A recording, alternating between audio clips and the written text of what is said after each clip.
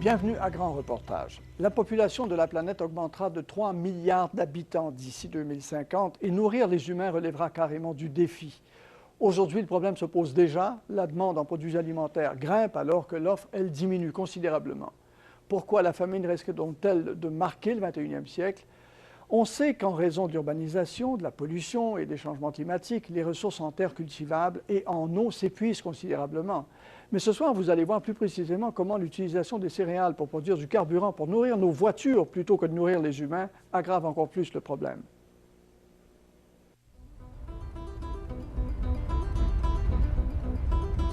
C'est aux États-Unis que tout a commencé, avec la production d'éthanol à partir de maïs transgénique.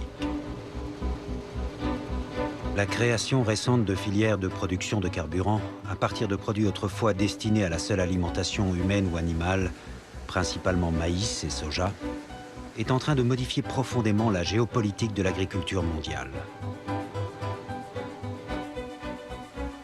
D'ores et déjà, le tiers de la récolte américaine de maïs sert à la fabrication d'éthanol.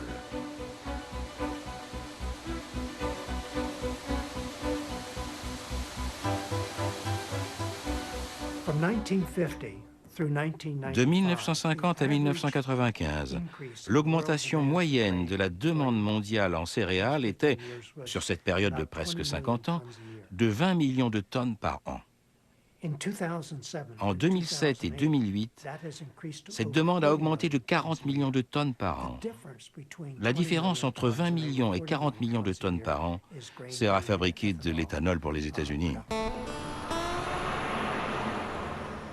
L'enchérissement du pétrole et le rétrécissement prévisible de sa production sont les vraies raisons de l'engouement pour les agrocarburants. Pour les États-Unis, leader dans ce domaine, l'éthanol est un facteur d'indépendance énergétique. Et tant pis si sa production se fait aux dépens de la satisfaction des besoins alimentaires. C'est ce qu'analysent les chercheurs du FAPRI, un institut de recherche sur les politiques alimentaires de l'Université de l'Iowa. Bien sûr, quand on augmente l'utilisation de l'éthanol, cela se fait au détriment des autres utilisations. Le fourrage, qui représente au total 57% de l'utilisation intérieure, est encore un élément important. Mais comme il y a aujourd'hui de plus en plus de maïs utilisé pour la production de l'éthanol, nous constatons une diminution toujours plus marquée des réserves de fourrage. Et cela vaut aussi pour les exportations.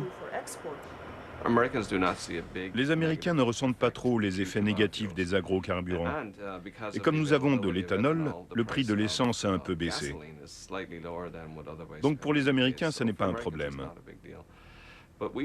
Mais nous fixons les prix mondiaux du maïs. Les prix en Argentine ou au Mexique, en Égypte ou au Soudan sont directement liés aux prix américains. Et nos prix ont plus que doublé, donc leurs prix ont aussi plus que doublé. Dans les pays pauvres où les gens consomment du blé ou du riz, ou du blé ou du maïs directement, les gens sont face à une crise à cause de cette hausse des prix. Ce qu'on constate actuellement, c'est que la croissance de la demande en éthanol conduit à une augmentation des surfaces cultivées en maïs. Et quand on augmente la surface attribuée au maïs, ça veut dire qu'on réduit celle réservée au soja et au blé. Et on voit alors une augmentation non seulement du prix du maïs, mais aussi du prix de cultures concurrentielles comme le soja et le blé. S'il permet de réduire les rejets de CO2, il dégage d'autres polluants comme le dioxyde d'azote. Quant à la fabrication elle-même de l'éthanol, comme ici à partir du maïs, elle a aussi un coût écologique et environnemental, à cause des quantités d'eau et de chaleur nécessaires au traitement de décomposition du maïs. C'est une absurdité par tous les bouts. Le rendement énergétique de l'éthanol, il est mauvais. Celui du blé aussi. Enfin, l'éthanol maïs est mauvais. Celui de l'éthanol blé aussi. Celui de la betterave est un petit peu meilleur. Mais de toute façon, c'est pas terrible. C'est pas avec ça qu'on va continuer de faire rouler des bagnoles qui vaut 25 litres au 100. Ça, c'est le concept états-unien. On prend le maïs, on le broie, on le traite avec des enzymes, de l'eau et de la chaleur afin de le décomposer pour obtenir l'amidon du maïs en solution.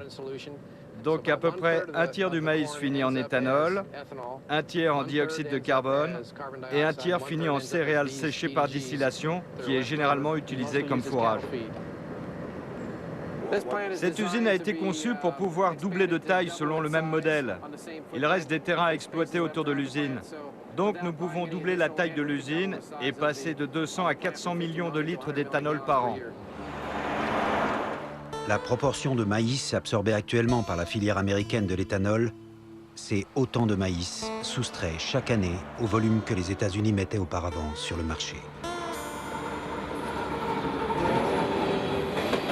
L'objectif est d'en transformer à peu près les 2/3 en 2012. Donc c'est quelque chose de complètement fou.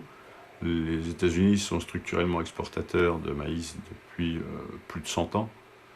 Enfin de denrées agricoles depuis plus de 100 ans, depuis la fin du 19e siècle, schématiquement, et risque avec cette politique de devenir importateur net, ce qui va, là, est un élément de perturbation structurelle des marchés. Et tout laisse à penser que cette politique va continuer. D'autant qu'elle s'appuie maintenant sur les avancées de la recherche scientifique et les OGM. Notre agriculture est quasiment devenue une science. Nous utilisons juste la quantité d'engrais nécessaire. Nos sociétés de semences sont très efficaces et utilisent les techniques génétiques de pointe. Ce serait difficile pour les États-Unis d'augmenter leur rendement.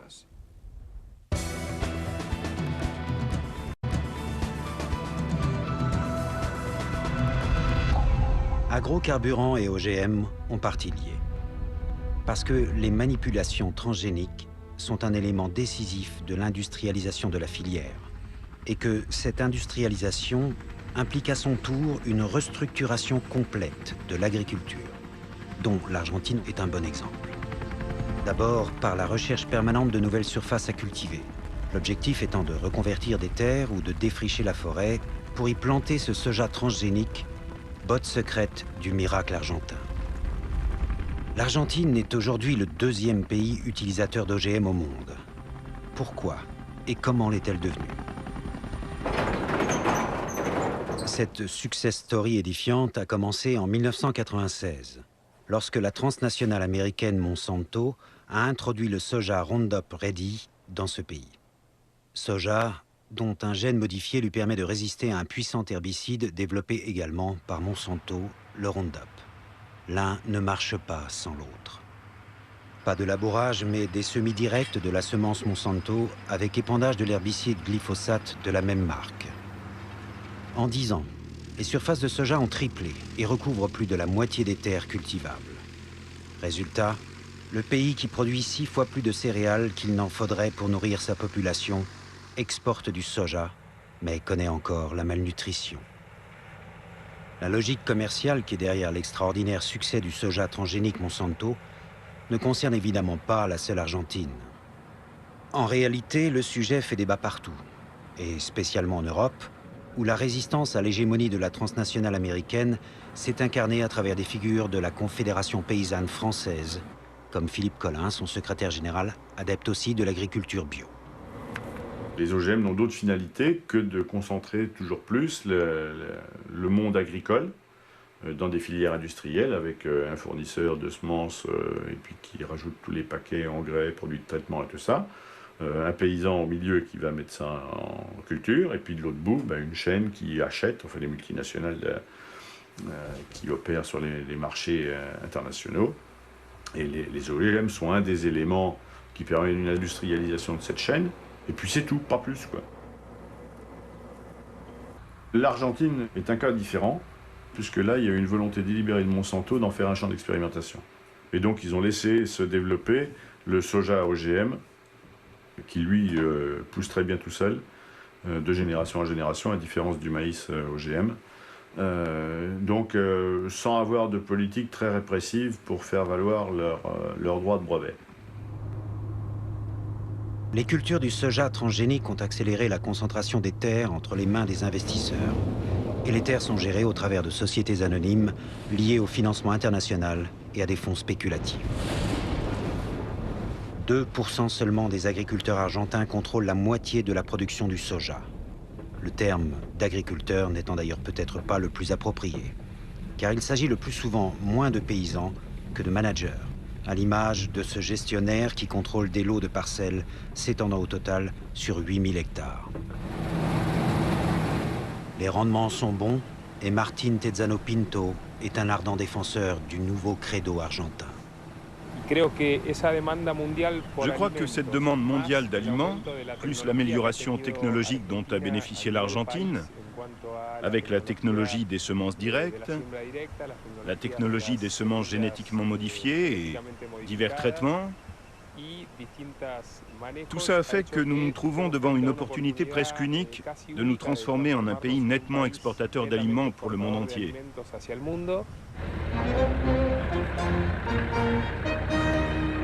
Cela a une base historique. Quand le pays des Gauchos, à l'âge d'or de l'élevage bovin, fournissait de la viande à toute la planète.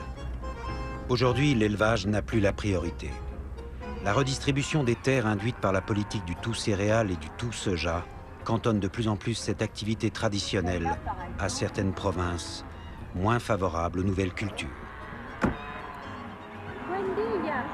Au nord, près de la frontière du Paraguay, Madame Beau dirige depuis 30 ans son estancia de 65 000 hectares dédiée à un élevage de 25 000 têtes de bétail. Une seule visite guidée au milieu de ces herbages quasi sauvages ne suffit pas à en découvrir toute l'étendue. Dans le contexte actuel, un tel espace est un luxe, car ces estancias traditionnelles sont convoitées par les céréaliers. Madame Beau sait tout sur la façon de mener ce type d'exploitation.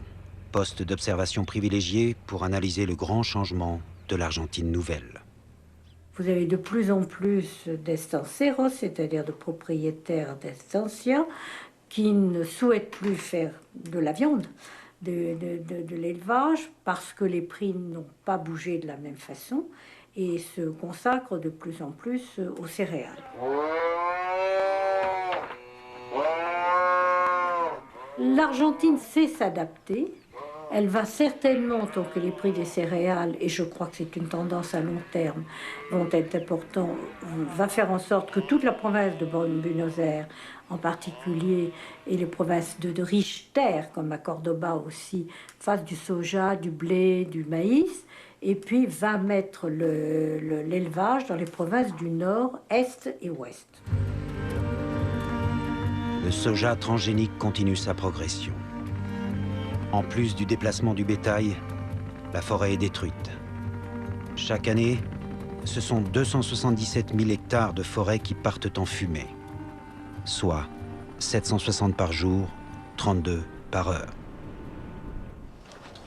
Ces Indiens de la province de Salta voient disparaître ce qui était leur cadre de vie et sont rattrapés par le mouvement de paupérisation qui a déjà gagné ailleurs la classe des petits paysans dont la nouvelle agriculture n'a plus besoin.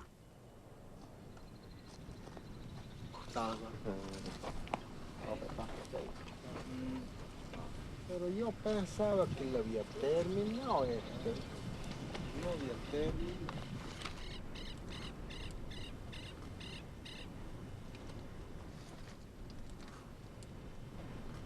Alors, la question de savoir si les OGM sont la solution pour nourrir la planète et donc les populations pauvres, disons, du monde, ma réponse est quand même très clairement, je vais vous dire, ma réponse est très clairement non.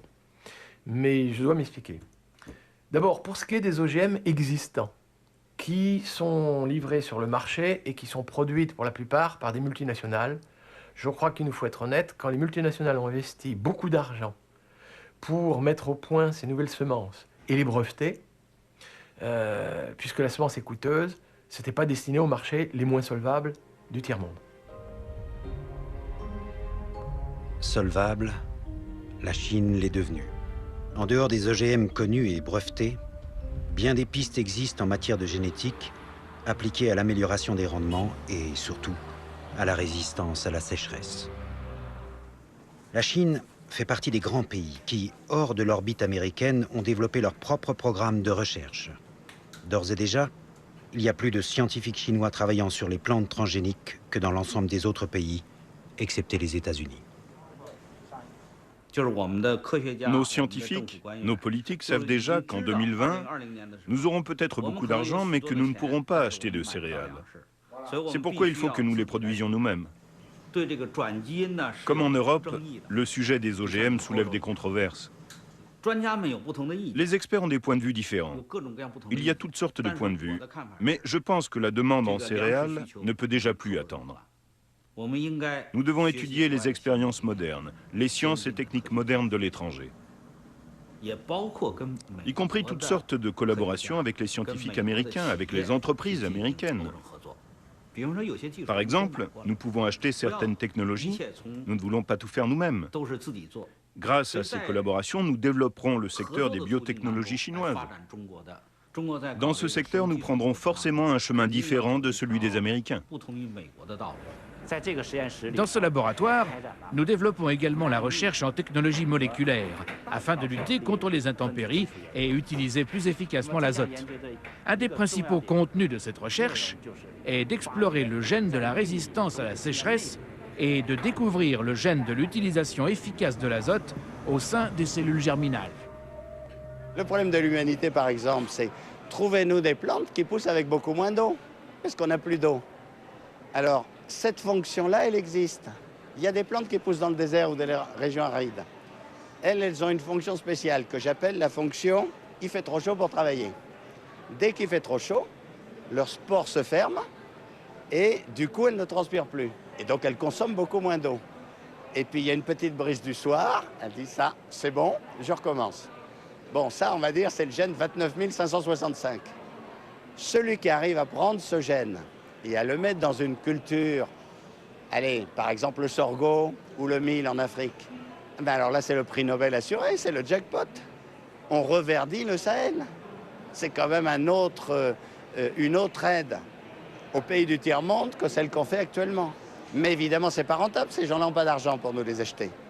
Alors on nous met maintenant en avant l'idée que peut-être un jour il y aura des OGM dites de deuxième génération qui seraient tolérants à la salinité, résistants à des stress hydriques, etc.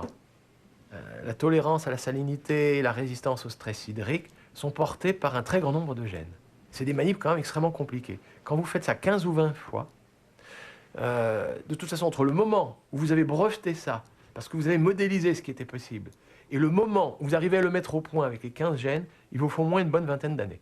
Donc les multinationales voient bien que le brevet n'aurait plus de validité 20 ans après. Donc investir des millions, pour pas forcément gagner des millions, parce qu'entre le moment où on pose le brevet et où on arrive à mettre au point, ça risque de devenir générique. Je vais vous dire, il y en a beaucoup d'autres. Pour ce qui est des multinationales, elles ont un peu abandonné ce terrain. Il n'y a plus que dans la recherche publique qu'on essaye de s'y mettre. En 3 ans, le budget chinois attribué à la recherche est passé de 40 millions à 400 millions d'euros. La Chine doit à tout prix, et dans les plus brefs délais, trouver des solutions pour obtenir de meilleurs rendements, tant pour le maïs que pour le soja. Son sort en dépend, et les autorités organisent des semis expérimentaux à ciel ouvert en faisant appel à toutes les bonnes volontés. Ceci est notre terrain d'expérimentation pour les cultures. On a une surface de 2,5 hectares et on y cultive plus de 6000 matériaux expérimentaux. Chaque sac correspond à un matériau. Ensuite, on continue à sélectionner puis à cultiver de nouvelles variétés. Aujourd'hui, une centaine de personnes participent à cette expérience de semis. Plus de 40 personnes travaillent déjà pour nous. Et nous avons embauché en plus 60 à 70 saisonniers, tous des paysans de la région. Un soja chinois génétiquement modifié serait le bienvenu. La question n'est plus éludée, même si la prudence reste encore de mise face aux risques sanitaires. Si nous généralisons l'utilisation de soja transgénique dans la production, quel impact cela aura-t-il sur notre soja sauvage? Nous craignons que les gènes modifiés ne se propagent et ne contaminent le soja sauvage. Mais pourquoi à l'étranger, des pays comme les États-Unis ou le Brésil plantent-ils de grandes quantités de soja transgénique? Parce que la proportion de soja qu'ils consomment comme aliment est très faible. En Chine, en revanche, une très grande partie de la consommation du soja est alimentaire, comme avec le tofu. Malgré ça, la plupart des scientifiques sont quand même pour qu'on effectue des recherches sur le soja transgénique, car c'est une technologie avancée. Les communistes chinois ont toujours admiré deux grandes agricultures, l'agriculture soviétique et l'agriculture américaine. Et ils ont toujours rêvé de faire des grandes exploitations, comme les sovkhozes, mais avec l'efficacité des grandes fermes américaines du Middle West. Eh bien, OGM, sauf cause, grandes fermes américaines, mécanisation, on y est, ce sont les campagnes chinoises dans 30 ou 40 ans. La préfiguration de l'agriculture chinoise du futur existe déjà. On en a un bon exemple avec la ferme ultramoderne de 5000 vaches appartenant à la société Mengniu, qui conditionne à l'occidental toute la gamme de produits à base de lait. En 5 ans, son chiffre d'affaires a quintuplé. Et cette véritable cathédrale du lait, des yaourts et des crèmes glacées est devenue une attraction touristique, visitée par des milliers de nouveaux consommateurs chinois. Mais cette réussite spectaculaire est aussi l'illustration des contradictions du système actuel. Car cette même usine, avec d'autres, est au banc des accusés du récent scandale du lait en poudre frelaté, et elle a dû retirer des magasins tous ses lots de produits frais. Pourquoi?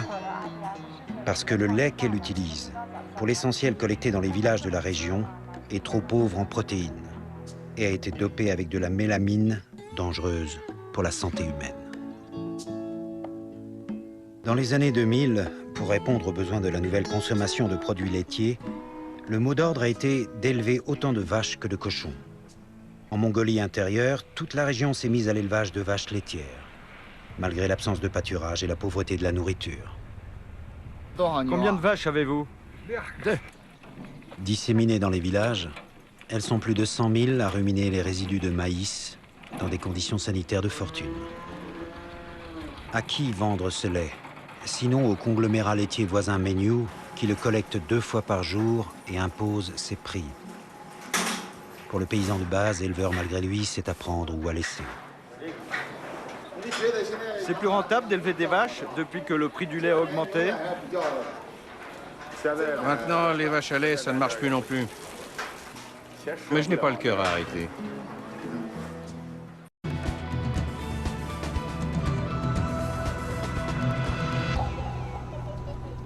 Soumettre l'activité agricole au pur mécanisme du marché semble être une erreur.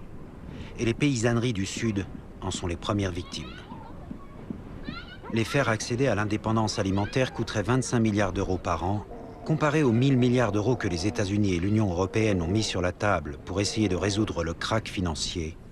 Cela paraît bien peu. Et ce n'est sûrement pas trop cher payé.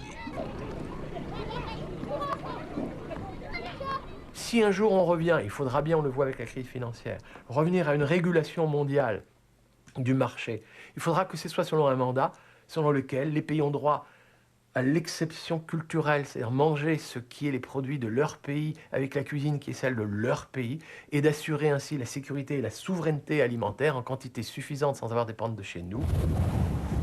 La question alimentaire ne sera finalement résolue que lorsque les paysanneries du Sud cesseront d'être prises en tenaille entre la politique agricole des pays riches, poussant à toujours plus de consommation, et celle de leur propre pays, engagés pour la plupart dans la reproduction du même modèle productiviste. Quand je vois la situation alimentaire, les limites de la technologie, les pénuries d'eau qui s'annoncent, les récoltes qui baissent, je pense que la nourriture est, une fois encore, le maillon faible. Et si on n'arrive pas à se concentrer sur ça, si on n'arrive pas à accélérer la transition vers des familles plus petites, à augmenter la productivité de l'eau, à empêcher les terrains agricoles d'être affectés à des utilisations non agricoles, et à investir davantage dans l'exploitation du potentiel restant pour accroître la production alimentaire. Si on ne fait pas tout ça très vite, alors je pense que notre civilisation est en danger.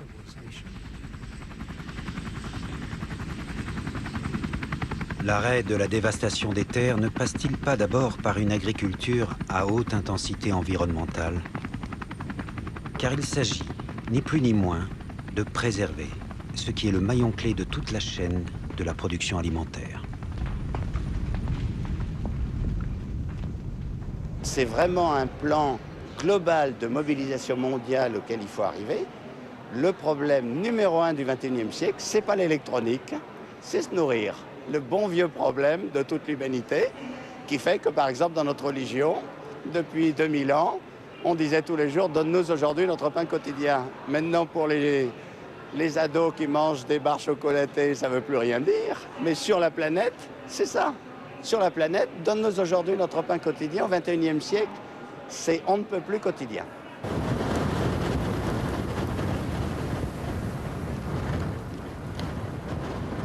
« 3 milliards d'hommes souffrent de malnutrition.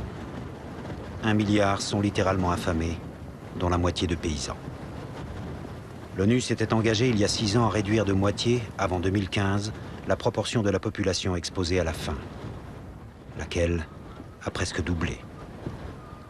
Pendant ce temps, le monde nourrit un bétail pléthorique et transforme de l'alimentation en essence pour faire rouler ses voitures. La crise financière s'ajoutant aujourd'hui à la crise alimentaire et la faisant empirer, celle-ci risque de changer de nom et de devenir véritablement le crash alimentaire.